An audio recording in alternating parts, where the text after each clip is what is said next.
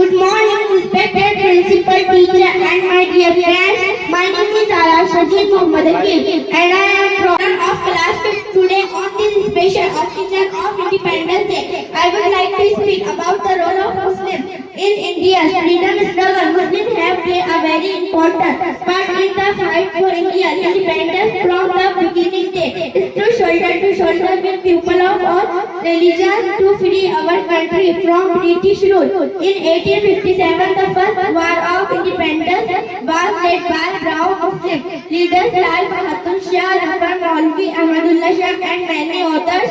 They fought with great courage. Later leaders like Maulana Abul Kalam Azad